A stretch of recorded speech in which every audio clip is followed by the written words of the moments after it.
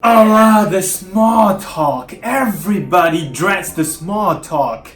What am I gonna say? But no matter how much you hate the small talk, you gotta realize that every great interaction, every great friendship, every great relationship starts off with a small talk. Think about it. Think about how you first met your best friend, how you first met your girlfriend, boyfriend, or business partner. You gotta introduce yourself, you gotta let them introduce themselves, and as you learn more and more about each other, this meaningful relationship starts to develop. Or not, depending on if the two of you can build a connection. So as you can see, mastering the art of small talk is essential for you to open up more doors, meet more wonderful people, and building long-lasting relationships. What is up, my friends? Welcome back to your Average Gent.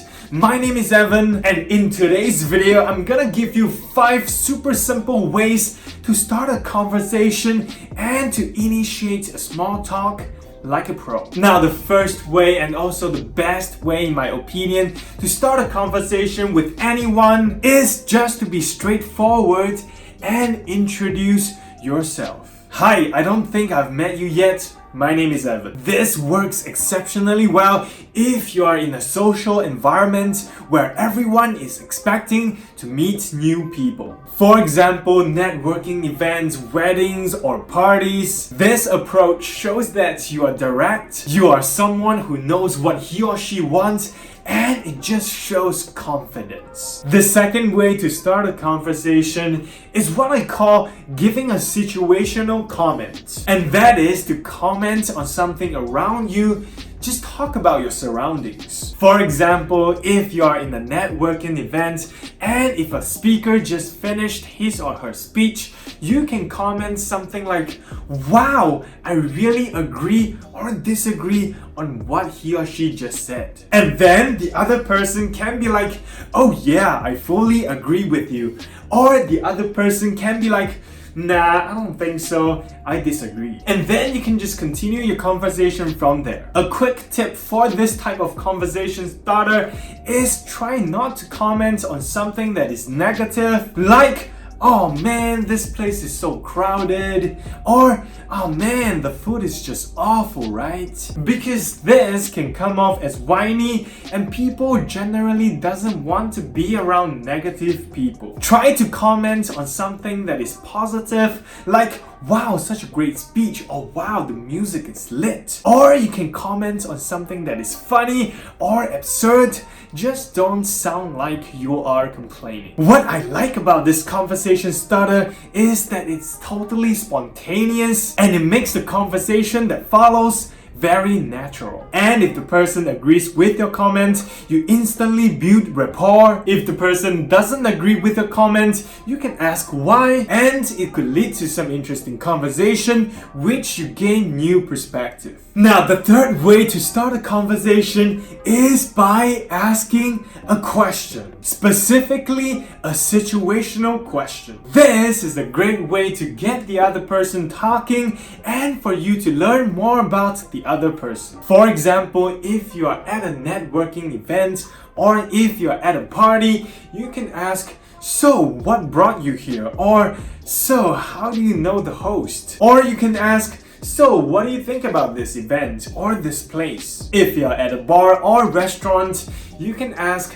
"So, what drinks do you recommend?" Or, "What is good on the menu?" When you ask a question, you make the other person feel important because everyone is an expert on their own opinion. So whenever you ask a question, you make the other person feel like an expert. But be careful not to turn it into an interview session whereby you keep asking questions after questions. You gotta share about yourself and share about your opinions too, and give the other person a chance to learn about you. Now, the fourth way to start a conversation is by asking for help or asking for a favor. Similar to asking a question, asking for a favor makes the other person feel helpful and important. It is our human nature to be helpful, so whenever someone needs our help, we tend to like them more because we like to feel like we are the ones who can provide help. For example, if you're at a conference and you need to write down something, you could ask the other person if you could borrow his or her pen. Or you could ask the other person if they could share their notes. And if you're at a party or actually anywhere,